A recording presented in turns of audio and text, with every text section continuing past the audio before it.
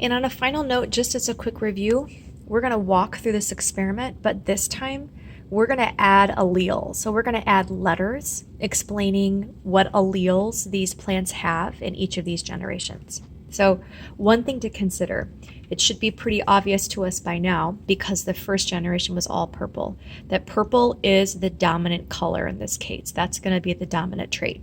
So we're going to make a little key down here, and purple, which is dominant.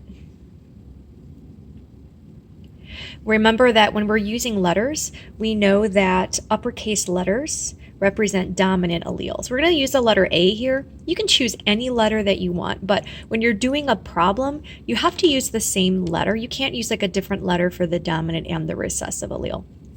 So that means that our white flowers, they were the recessive trait.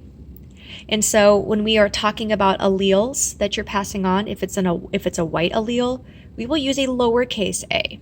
So we're going to use the letter A for both of them because it's the same gene, just dominant versus recessive. So let's go back for a second. In that very first part, remember that our P generation, our parent generation, had a purebred purple flower crossed with a purebred white flower. So if we talk about these parents' alleles, so let's make sure we understand that we had the purple and the white plants. They're purebreds, we're crossing them together. Now, if this purple had been the same for many, many, many generations, then it would probably have two of the same type of alleles. They would have two purple alleles. Purple is dominant, right? So this one would have two purple alleles, got a purple allele from each parent. Same idea, except with white. White is my recessive allele, right? So if this is a white plant, I'm crossing these two together, and I would use two recessive alleles to show this plant right here. So this is just using letters or alleles to represent the situation. Now when they cross together, think about this. So the purple flower can only give a purple allele to their offspring. So this is the only allele that they can donate. And the white plant can only give the white allele to their offspring. There's no other probability. So we know for a fact that all of the first generation offspring, all of them have this same allele combination. So all of my plants were purple in that first generation, right? But if I want to know their alleles, they get a dominant or purple allele from one flower and a recessive allele from the other flower. All of them have this same, it's called a genotype, the same collection of genes or alleles. So remember, in that first generation, so Mendel lets these plants self-pollinate. So essentially, it is crossing with itself. This is what's happening here. These plants' alleles are crossing together. Now we get a little bit more variation.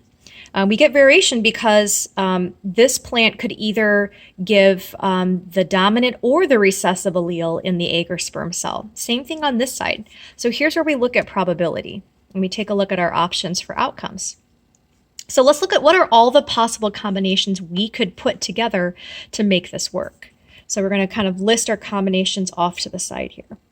So one parent could give a dominant allele, and the other parent could give a dominant allele. Remember, alleles, letters come in pairs because you get one from each parent.